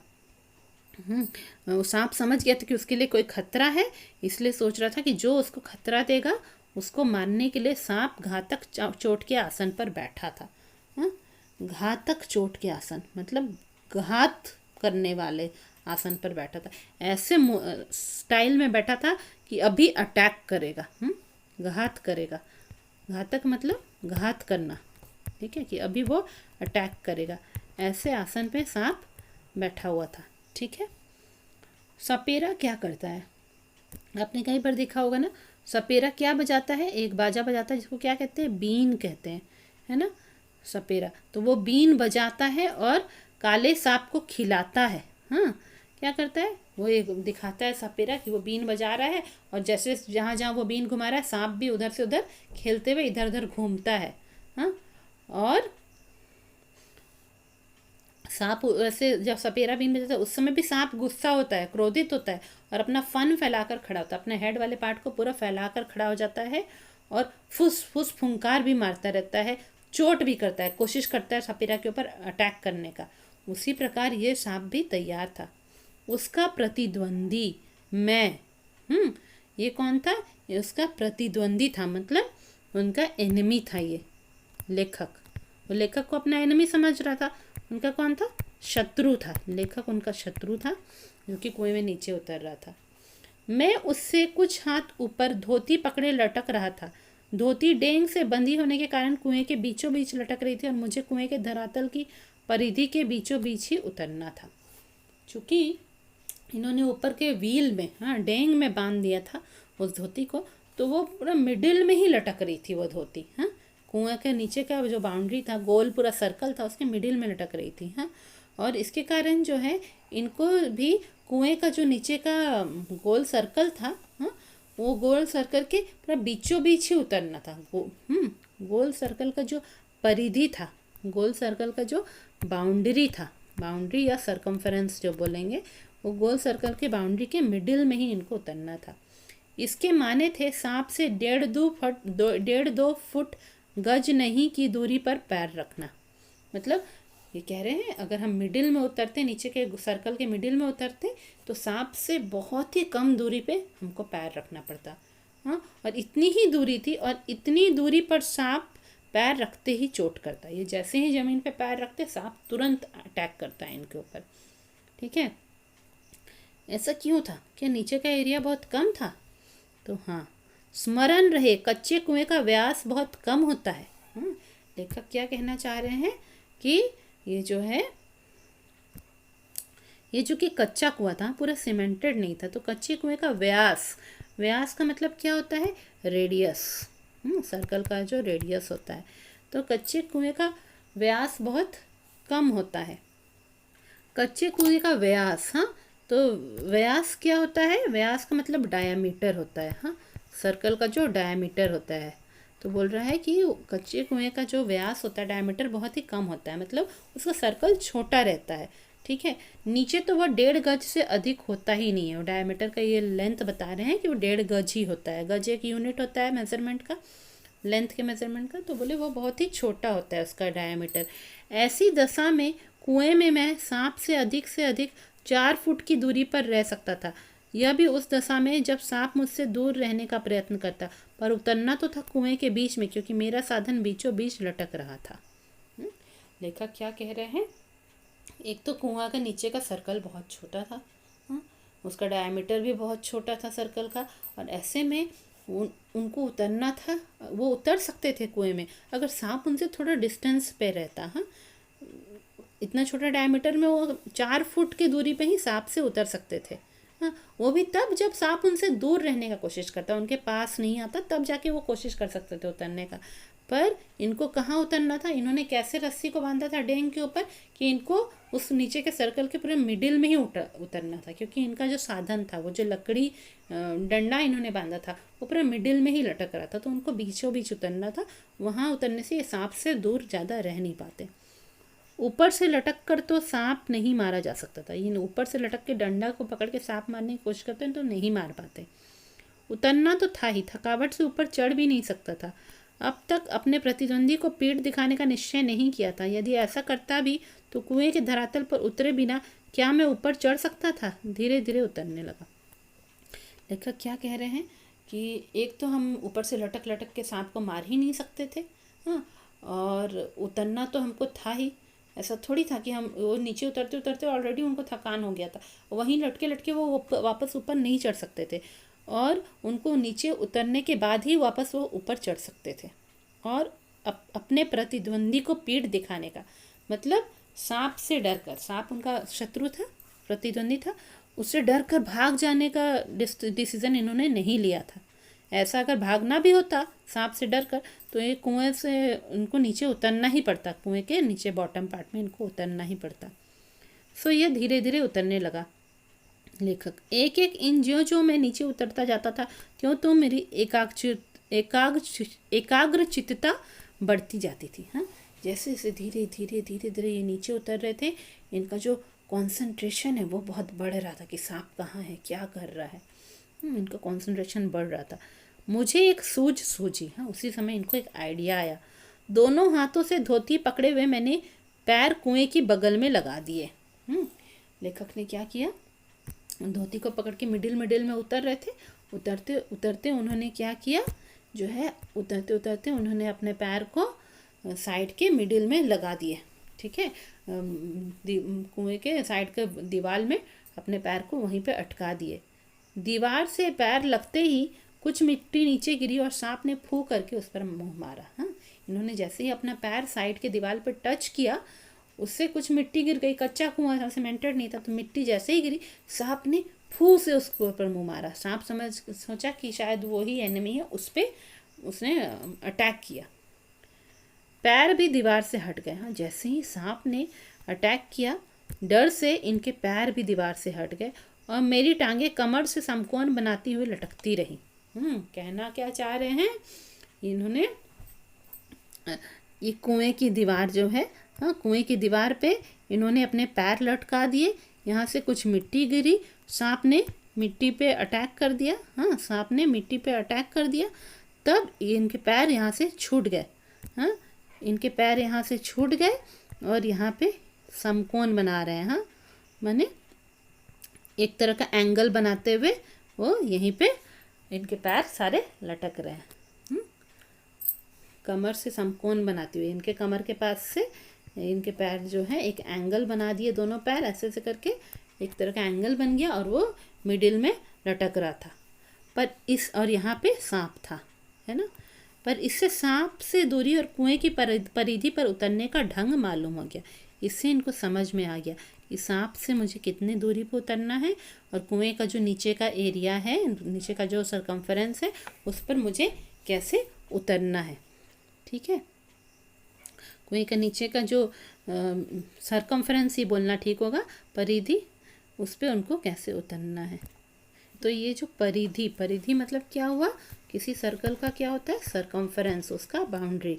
ठीक है, तो उनको समझ में आ गया कि इस सर्कल के बाउंड्री सरकमफेरेंस पे हमको कैसे उस सर्कल पे उतरना है। तनिक झूल कर मैंने अपने पैर कुएं की बगल से सटाए और कुछ धक्के के साथ अपने प्रतिद्वंदी के सम्मुख कुएं की दूसरी और 1.5 गज पर कुएं के धरातल पर खड़ा हो गया। हाँ, इन्होंने क्या किया, इन्होंने थोड़ा झूल गए, मतलब ये लटक रहे थे, और अपने पैर को कुएं के साइड के बाउंड्री से सटाए और अपनी बॉडी को थोड़ा धक्का दिया और अपने प्रतिद्वंदी के सम्मुख कुएं की दूसरी ओर 1.5 गज पर कुएं के धरातल पर खड़ा हो गया। हाँ, इनका सांप के सामने उल्टे साइड में दूसरे तरफ ये कुएं के बॉटम एरिया में खड़े हो गए। हाँ, दूसरी ओर पे वो खड़े हो गए, और दूसरी ओर पे एक और पे ये सांप था, एक और पे ये दूसरी ओर पे ये खड़े थे। हाँ, मान लीजिए ये सर्कल है पूरा। हाँ, और सांप अगर यहाँ पे है तो इन्होंने अपने पैर इधर से लटका के इधर से धक्का दिया, पैर यहाँ पहले लटकाए हुए थे, यहाँ से धक्का देके यहाँ पे वो उतर के खड़े हो गए। हाँ, यहाँ पे उतर के वो खड़े हो गए हैं, और सांप यहाँ पे पूरा बैठा हुआ है, और सांप यहाँ पे बैठा हुआ है। ठीक है, तो उसी समय क्या हुआ, इन्होंने भी सांप को देखा, सांप ने भी इनको देखा। ठीक है, आंखें चार हुई, मतलब दोनों ने एक दूसरे को देखा, शायद एक दूसरे को पहचाना, इन्होंने सांप को पहचाना और सांप ने इनको पहचाना। हाँ, सांप को चक्षु श्रवा कहते हैं। सांप को क्या कहते हैं? चक्षु श्रवा। हाँ, मतलब जो आँखों से सुनता है, आँखों से ही वो सुन पाता है, आँखों को ही से देख देख के वो सुन पाता है। मैं स्वयं चक्षु श्रवा हो रहा था, ये भी बोल रहे हैं कि मैं भी सिर्फ आँखों से ध्यान से उसको देख के सुनने की कोशिश कर रहा था कि कहीं वो अटैक तो नहीं करेगा मुझे, ऐसा टाइप का। हाँ, आँखों से देख के। अन्य इंद्रियों ने मानो सहानुभूति से अपनी शक्ति आँखों को दे दी है। अन्य इंद्रियों ने, इंद्रियों का मतलब क्या होता है? Sense organ. हाँ, हमारा सेंस ऑर्गन्स क्या क्या है? आईज, ईयर्स, नोज, टंग, स्किन, ये सब है ना। तो बोल रहे हैं कि जो बाकी इंद्रियां थी, हाँ, अन्य इंद्रियों ने क्या किया है? बाकी सेंस ऑर्गन्स ने सहानुभूति से, हाँ, मतलब दया करके, सिंपैथी से, दया करके अपनी सारी शक्ति आँखों को दे दी है। कि सारे सेंस ऑर्गन्स अपना सारा पावर किसको दिए? आँखों को ही दे दिया है कि तुम आँख की मदद से ही तुम सुनो भी, देखो भी, सब कुछ करो। उस टाइम ऐसा कंडीशन था। सांप के फन की ओर मेरी आंखें लगी हुई थी, वह कब किस ओर को आक्रमण करता है। सांप ने मोहिनी सी डाल दी थी। हाँ, ये लगातार ये सांप के फन को ही देख रहे हैं, उसके हेड को देख रहे हैं। हाँ, कि वो किस ओर से आक्रमण कर रहे हैं, मेरे लेफ्ट साइड से, राइट साइड से, सामने से। सांप ने मोहिनी सी डाल दी थी, मतलब सांप अपने जो है मोह जाल में, लगता है, इनको फंसा के रखा था।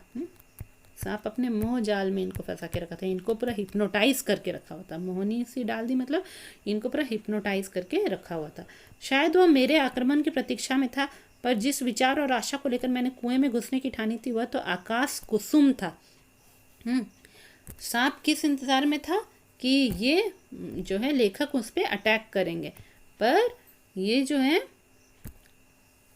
ये क्यों घुसे थे कुएं में? क्या सोच के, क्या आशा लेके ये कुएं में घुसे थे लेकर? वो उनके लिए आकाश कुसुम था, मतलब आकाश पे उगा हुआ एक फूल के जैसा था उनके लिए। हाँ, मैंने बहुत ही मुश्किल काम था, आकाश में उगा हुआ फूल के जैसा था, और बहुत ही मुश्किल काम था जो उनको करना था। अनुमान और भावी योजनाएं कभी कभी कितनी मिथ्या और उल्टी निकलती हैं, है ना। अनुमान और भावी योजनाएं मतलब ये क्या कह रहे हैं? अनुमान करना, हाँ, अंदाजा लगाना। अनुमान करने का मतलब क्या है? अंदाजा लगाना। इन्होंने अंदाजा लगाया था कि ऐसे मैं घुसूंगा, ऐसे सांप को मार दूंगा। हाँ, अंदाज। और भावी योजनाएं, हाँ, फ्यूचर प्लान्स जो हम लोग करते हैं, अंदाजा लगा के हम लोग जो फ्यूचर प्लान्स करते हैं, भावी योजनाएं कभी कभी कितनी मिथ्या और उल्टी निकलती हैं। हाँ, वो कभी कभी पूरा झूठ हो जाता है। मिथ्या मतलब झूठ हो जाता है, गलत और उल्टी हो जाती है। जैसा सोचा था उसका उल्टा हो जाता है।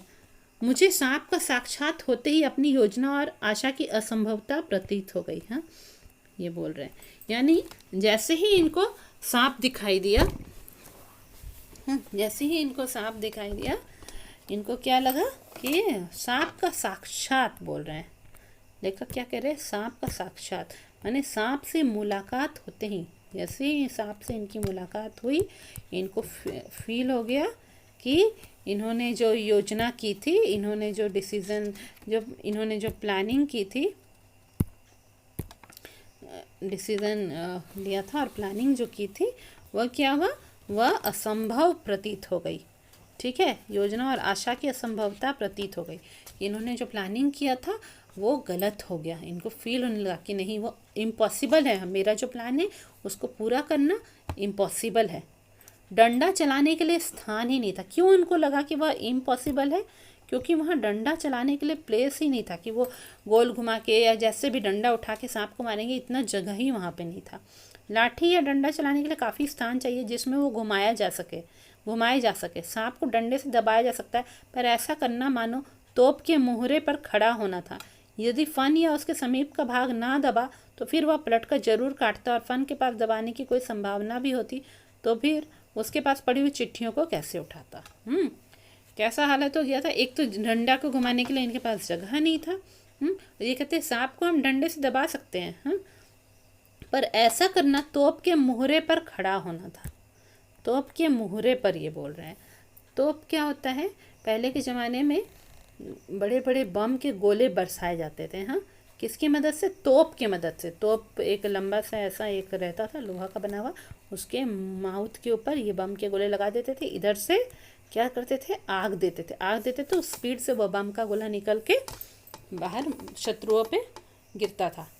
तो ये जो मुंह है तोप का, ये मुंह है जहाँ से बम का गोला फेंका जाएगा, उसी को कहते हैं मुहरे। तोप के मुहरे, तोप का मुहरा है वो। तो ये बोले कि अगर हम सांप को डंडे से दबाते हैं इस कुएं में, तो मेरे लिए इतना रिस्क था जैसे मैं इस जगह पे खड़ा हूँ और इधर से मैं तोप का गोला आके मुझे बाहर फेंक देगा, मुझे मार डालेगा। बोला मेरा ऐसे ही कंडीशन था, लेखक बोल रहे हैं। फिर ये बोल रहे हैं अगर सांप को मैं डंडे से दबाता पर फन या उसके समीप का भाग ना दबा। देखिए, सांप को भी अगर डंडे से दबाना है तो क्या करते हैं? सांप के हेड को डंडे से दबाते हैं, उसके फन को या उसके आसपास के एरिया, ताकि उसका मुंह नीचे हो जाए। अगर आप मुंह को उसका नीचे नहीं कर पाए, मान लीजिए उसका पीछे का पूंछ या मिडिल का बॉडी आप दबा दी, तो वो अपने मुंह को पीछे की तरफ घुमा के आपको काट देता है। ठीक है। और इनके पास क्या प्रॉब्लम था? फन के पास दबाने की कोई संभावना भी होती तो फिर उसके पास पड़ी हुई 2 चिट्ठियों को कैसे उठाता।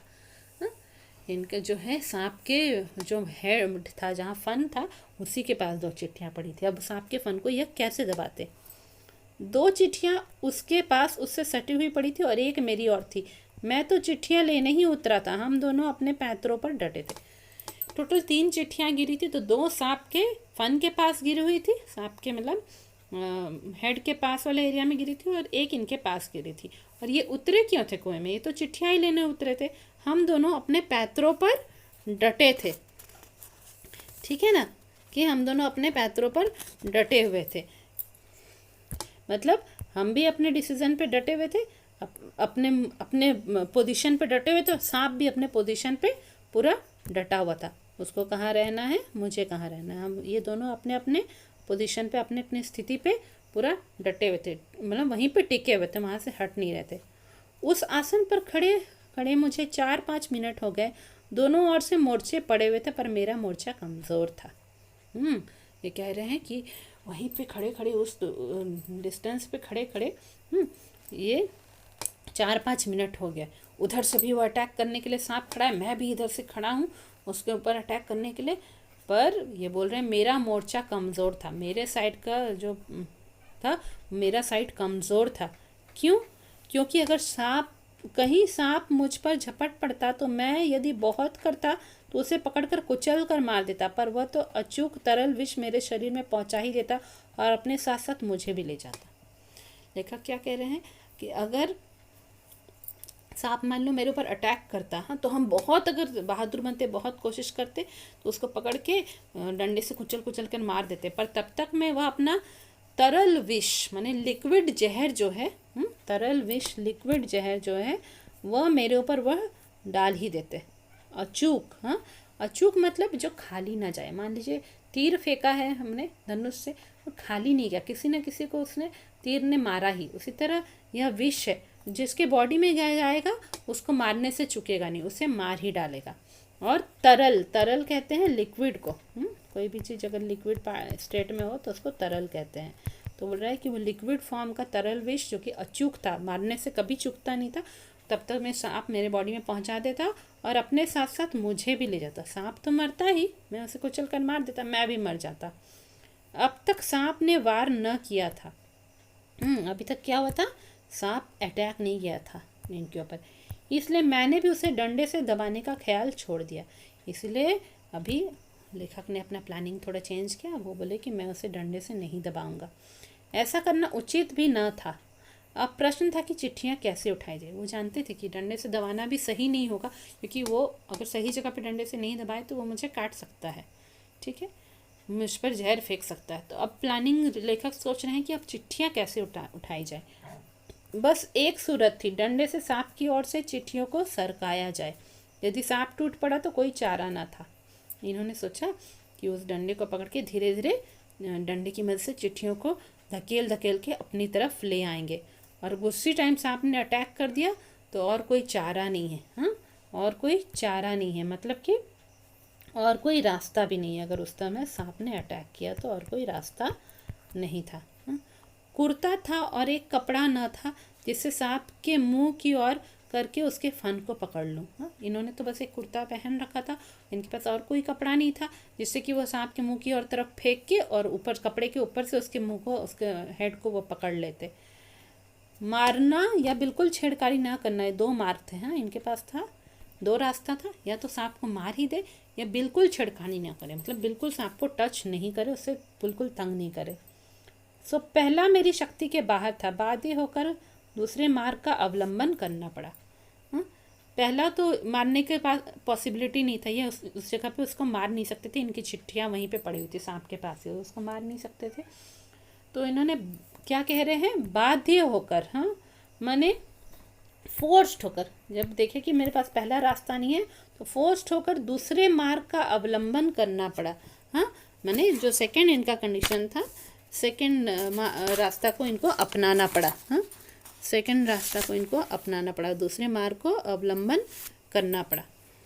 डंडे को लेकर ज्यों ही मैंने सांप की दाई और बड़ी चिट्ठी की ओर उसे बढ़ाया कि सांप का फन पीछे की ओर हुआ। हाँ, इन्होंने डंडा जो मिडिल में लटक रहा था उसको लेकर सांप के राइट साइड में, दाई और मतलब राइट साइड में, हाँ सांप के राइट साइड में वो चिट्ठियाँ पड़ी थी, उस तरफ इन्होंने डंडे को बढ़ाया कि चिट्ठियाँ को धक्का दे दे के इधर लाएंगे, खींच खींच के लाएंगे। हाँ, सांप का फन पीछे की ओर आया हुआ, मतलब सांप थोड़ा अपना हेड को पीछे की तरफ किया। धीरे धीरे चिट्ठी की ओर, डंडा चिट्ठी की ओर बढ़ा, और ज्यों ही चिट्ठी के पास पहुंचा फुंकार के साथ काली बिजली तड़पी और डंडे पर गिरी। क्या हुआ, जैसे ही वह डंडा पहुंचा वो चिट्ठियों के पास, कि वो चिट्ठियों को सरका के खींच खींच के अपने पास लाएगा, उसी समय सांप ने फुंकार मारी। हाँ, फुंकार मारी मतलब जहर फुस किया और जहर उगला। हाँ, काली बिजली तड़पी और डंडे पर गिरी। हाँ, इसका मतलब क्या है, काली बिजली तड़पी मतलब जहर निकला, सांप के मुंह से विष निकला और डंडे पे वह विष सारा गिर पड़ा। हृदय में कंप हुआ, लेखक इतने डर गए कि उनका हृदय भी कांप गया और हाथों ने आज्ञा ना मानी। हाँ, और डर से उनके हाथ से डंडा छूट गया वहीं पे। मैं तो ना मालूम कितना ऊपर उछल गया, ये जम कर गए पूरा, डर के मारे उनके हाथ से डंडा छूट गया जब जहर डंडा पे गिरा।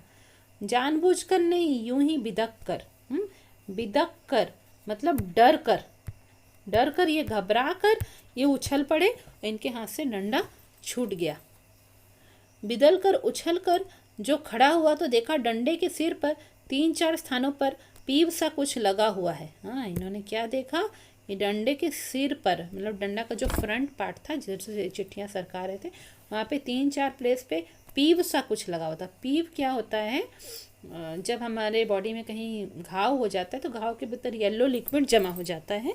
हाँ, उसी को पीप बोलते हैं, जो कि हम लोग इंग्लिश में जिसको पस बोलेंगे। हाँ, तो उसी तरह पस के जैसा कुछ डंडा के फ्रंट पार्ट पे लगा हुआ था, इन्होंने देखा। सांप ने मानो अपनी शक्ति का सर्टिफिकेट सामने रख दिया था, परंतु मैं तो उसकी योग्यता से पहले ही कायल था। कितने सुंदर से लेखक ने लिखा है कि वो अपनी शक्ति का सर्टिफिकेट सांप ने रख दिया था, मैंने सांप ने इनको भरोसा दिला दिया था, देखो मेरे भीतर कितनी शक्ति है, मैंने कितना जहर है मेरे भीतर जो मैं उगल सकता हूँ। हाँ, वो इन्होंने, जैसे हम लोग रेस जीते तो हम सर्टिफिकेट में दिखाते हैं, देखो मैं फर्स्ट आया, सर्टिफिकेट में फर्स्ट लिखा हुआ है, उसी तरह सांप ने जहर उगल कर अपने शक्ति का सर्टिफिकेट उनके सामने रख दिया था। पर लेखक कहते हैं मैं तो उसकी योग्यता का पहले से ही कायल था। हाँ, वो बोले कि मैं तो पहले से ही जानता था कि सांप बहुत योग्य है। हाँ, कायल था मतलब कि मैं पहले से ही जानता था कि ये सांप बहुत योग्य है, बहुत ही जहर फेंक सकता है। ये मानते थे कि ये सांप बहुत कैपेबल है, योग्य है। ठीक है, उस सर्टिफिकेट की ज़रूरत पर न थी। हाँ, मतलब सांप अगर जहर नहीं भी उगलता तो भी वह जानते थे कि वो बहुत भयानक जहर उगल सकता है। सांप ने लगातार फू फू करके डंडे पर 3-4 चोटें की। सांप ने फू फू करके डंडे पर 3-4 बार अपना विष उड़ेला और उसके ऊपर अपने हेड को मारा, फन को मारा। वह डंडा पहली बार इस भांति अपमानित हुआ था या शायद वह सांप का उपहास कर रहा था। लेखक क्या कह रहे हैं कि लगा जैसे मेरा डंडा बहुत इंसल्टेड हो रहा है। हाँ, उसको इंसल्ट किया जा रहा है। फर्स्ट टाइम लगता है ऐसा इंसल्ट हो रहा है सांप को, डंडे का, कि सांप उसे इतनी बार बार उसे मार रहा है। या फिर ये भी हो सकता है कि वो सांप पे हंस रहा है, सांप का उपहास कर रहा है, देखो तुम मुझे मार बार मार रहे हो, मेरा कुछ नहीं हो रहा है। ठीक है, उधर ऊपर फू फू और मेरे उछलने और फिर वहाँ धमाके से खड़े होने से छोटे भाई ने समझा कि मेरा कार्य समाप्त हो गया और बंधुत्व का नाता फू फू और धमाके में टूट गया है। नीचे से फू फू की आवाज़ आ रही थी और ये भाई जो था ये उछल कर और फिर स्पीड आवाज़ कर कर वहाँ खड़ा हो गया था। ऊपर से छोटे भाई ने सोचा कि इनका कार्य समाप्त हो गया, मतलब कि ये इसके बड़े भाई मर चुके हैं और बंधुत्व का नाता धमाके में टूट गया है। छोटे भाई ने क्या सोचा कि लगता है मेरा भाई मर गया, हम दोनों भाई अलग अलग हो गए, वो मर गया है, हमारे बंधुत्व का नाता टूट गया है माने, और वो मेरा भाई नहीं रहा, जीवित नहीं रहा। उसने ख्याल किया कि सांप के काटने से मैं गिर गया। उसे ऐसा लगा जैसे गिरने की आवाज़ सुनाई दी ना, जंप किया जब उसने भाई ने तो छोटे भाई को लगा कि सांप के काटने से यह गिर गया है। मेरे कष्ट और विरह के ख्याल से उसके कोमल हृदय को धक्का लगा। भ्रातृ स्नेह के ताने बाने को चोट लगी, उसकी चीख निकल गई। छोटा भाई को क्या फील हुआ कि मेरे बड़े भाई को कितना कष्ट हुआ, सांप ने उससे काटा, लगता है वो गिर पड़े हैं, वो मेरे से मर के अलग हो जाएंगे। विरह, हाँ विरह मतलब मेरे से दूर हो जाएंगे, मेरे से अलग हो जाएंगे। उससे उनके कोमल हृदय को, छोटा बच्चा था ना, उसका हृदय बहुत कोमल था, उसको धक्का लगा। भ्रातृ स्नेह, हाँ भ्रातृ स्नेह बोल रहा है, मतलब भाई के साथ स्नेह, भाई का स्नेह था। हाँ, तो दोनों भाई के बीच के स्नेह के ताने बाने को चोट लगी, मतलब एक दूसरे, वह अपने भाई से इतना प्यार करता था कि उसे अपने भाई के प्यार के प्रति ही उसको बहुत तकलीफ़ हुई कि मैं उसे इतना प्यार करता हूँ, मेरे भाई को सांप ने काट दिया। उसकी चीख निकल गई, छोटे भाई की चीख निकल, वो चिल्ला पड़ा। ठीक है, छोटे भाई की आशंका बेजा न थी, पर उस फू और धमाके से मेरा साहस कुछ बढ़ गया। छोटा भाई जो डर रहा था गलत नहीं था, सांप इनको काट भी सकता था, है ना, पर जो सांप ने फू फू किया और ये जो जोर से उछल के ये फिर से खड़े हो गए, तो लेखक का साहस कुछ बढ़ गया, ये थोड़े करेजियस हो गए। दोबारा फिर उसी प्रकार लिफाफे को उठाने की चेष्टा की। वो बड़े भाई ने फिर से उसी तरह डंडे से खींच कर वो इन्वेलप्स को, लिफाफे मतलब इन्वेलप को उठाने की चेष्टा की मैंने ट्राई किया उन्होंने फिर से। अब की बार सांप ने वार भी किया और डंडे से चिपट भी गया। इस बार फिर से सांप ने जहर उगला और डंडे से चिपट गया, मतलब चिपक गया, डंडे से पूरा स्टिक हो गया, चिपक गया। डंडा हाथ से छूटा तो नहीं, पर झिझक, सहम अथवा आतंक से अपनी ओर को खींच गया। क्या बोल रहे हैं कि अब तो सांप पूरी तरह से उससे चिपक गया था और बार बार उस पर अटैक कर रहा था, तो बोल रहे हैं कि अब की बार मेरा थोड़ा हिम्मत बढ़ गया था, डंडा हाथ से छूटा नहीं, पर डर से मेरी ओर डंडा खिंचा गया। हाँ, और गुंजलक मारता हुआ सांप का पिछला भाग मेरे हाथों से छू गया। हाँ, ये बोल रहे हैं कि क्या हुआ, गुंजलक मारता हुआ सांप का पिछला भाग। ठीक है, वो जो है जैसे इन्होंने डंडे को अपनी तरफ खींचा तो क्या हुआ कि सांप का जो बैक साइड मतलब लोअर पार्ट जो था वह इनके हाथ से टच हो गया। उफ, कितना ठंडा था, डंडे को मैंने एक और पटक दिया। जैसे ही सांप का बॉडी इनसे टच हो गया तो वो बहुत ही कोल्ड था, बहुत ही ठंडा था। डंडे को इन्होंने एक और पटक दिया। यदि कहीं उसका दूसरा वार पहले होता तो उछलकर मैं सांप पर गिरता और ना बचता। तो बोल रहे हैं कि डंडे को इन्होंने पटक दिया, क्योंकि अगर नहीं तो ये उछल के सांप पर गिर जाते और सांप तो तब इन्हें काट ही लेता। हाँ, लेकिन जब जीवन होता है तब हजारों ढंग बचने के निकल आते हैं। ये कह रहे हैं कि अगर आप जीवित रहें और आपको सरवाइव करना है, जीवित रहना है, तो बहुत सारे तरीके अपने आप ही आपके माइंड में आने लगते हैं। यह देवी कृपा थी। हाँ, यह दैवी कृपा थी, मतलब भगवान की कृपा थी। डंडे के मेरी ओर खींच आने से मेरे और सांप के आसन बदल गए। हाँ, इन्होंने जैसे ही डंडे को अपने पास खींच लिया, डर के मारे ही खींचा, पर जैसे ही खींच लिया तो दोनों के प्लेसेस बदल गए, उनका जो पोजीशन है दोनों बदल गया, सांप और इनका। मैंने तुरंत ही लिफाफे और पोस्ट कार्ड चुन लिए। हाँ, सांप दूसरी तरफ चला गया। इन्होंने अब क्या हुआ, ये जिस तरफ थे, ये जैसे ये है, यहाँ पे लेखक है। हाँ, यहाँ पे लेखक है और यहाँ पे सांप है। लेखक ने डंडे को जैसे ही अपनी तरफ खींचा, अब क्या हुआ, सांप यहाँ आ गया और लेखक इस तरफ चले गए। अब क्या हुआ, उल्टा हो गया। अब है लेखक यहाँ आ गए हैं और सांप यहाँ आ गया है। ठीक है, ऐसा हो गया, उल्टा हो गया दोनों का पोजीशन। और यहाँ पे लिफाफे गिरे हुए थे। लेखक ने तुरंत लिफाफे और पोस्टकार्ड उठा लिए और चिट्ठियों को धोती के छोर में बांध दिया। हाँ, वो जो धोती यहाँ बीच से लटक रहा था, उसी धोती के एंड में इन्होंने वो चिट्ठियों को पूरा बांध दिया। और छोटे भाई ने उन्हें ऊपर खींच लिया। इन्होंने चिट्ठी बांधकर, छोटे भाई ने ऊपर से देखा कि चिट्ठी तो बंध गई है, तुरंत उसको खींच के धोती को छोटे भाई ने ऊपर चिट्ठियों को खींच के पकड़ लिया। उसने तो ले लिया। अब आगे क्या हुआ, डंडे को सांप के पास से उठाने में भी बड़ी कठिनाई पड़ी। सांप उससे खुलकर उस पर धरना देकर बैठा था। क्या हो रहा है, अब डंडा तो सांप के पास है, वहाँ से उनको उठाने में बड़ी मुश्किल हो रही है।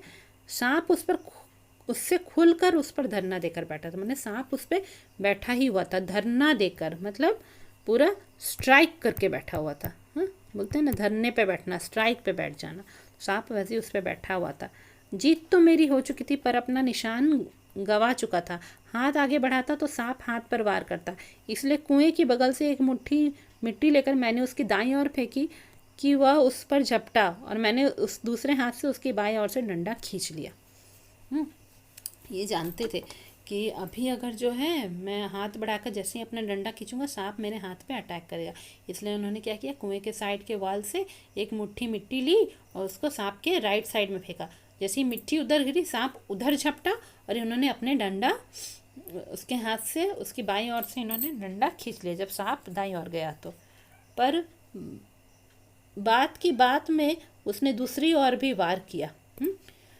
जैसे ही इन्होंने डंडा खींचा, सांप पहले राइट साइड में अटैक करा था, तुरंत लेफ्ट साइड में भी अटैक किया।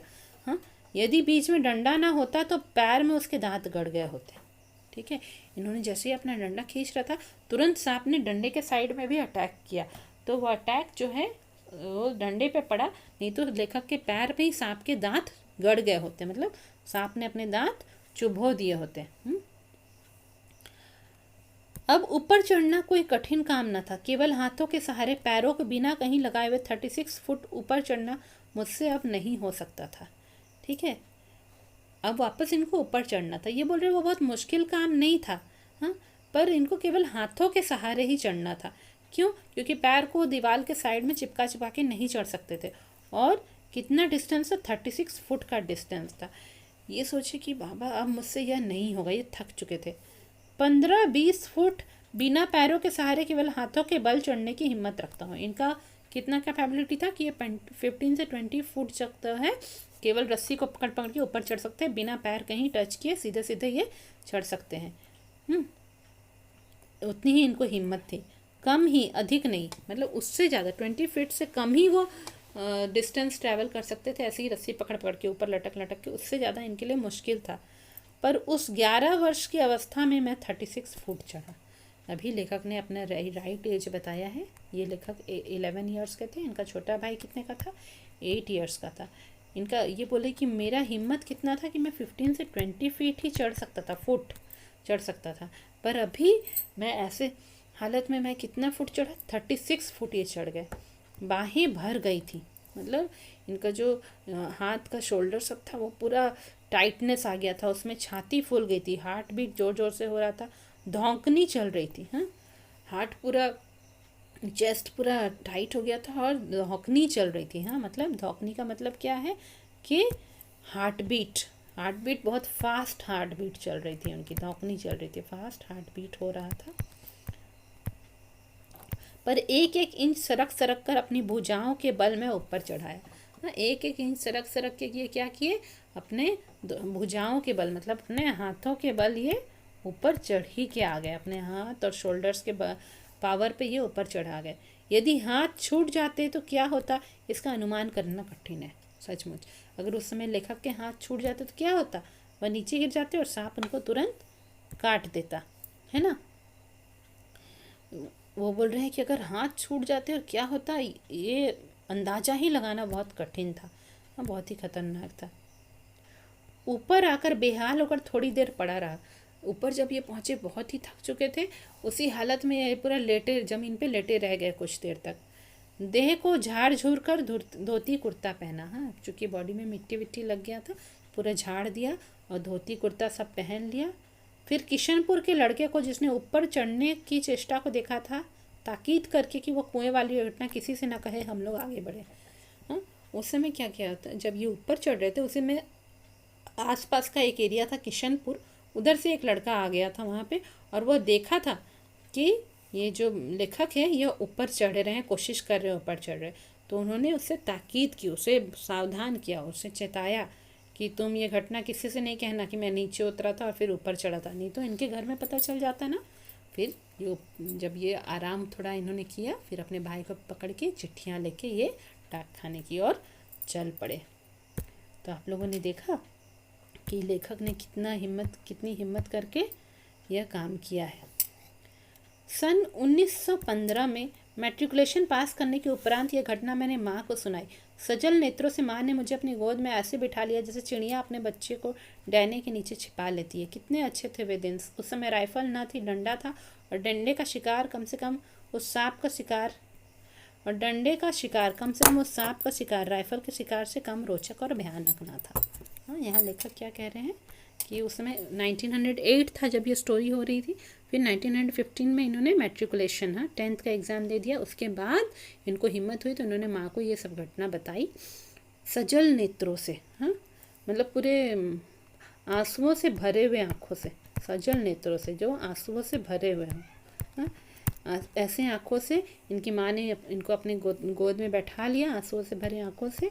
कैसे लग रहा था, जैसे चिड़िया अपने बच्चों को अपने पंख के नीचे, डैने, हाँ, पंख के नीचे छिपा लेती है ना, अपने पंखों के नीचे चिड़िया छिपा लेती है अपने बच्चों को, उसी तरह ऐसा लग रहा था कि इनकी माँ ने इनको अपने गोद में बैठा लिया था, ऐसे कि जैसे चिड़िया अपने बच्चों को छिपा रही हैं। माँ इनकी बेचारी घबरा गई वो बात सुन के।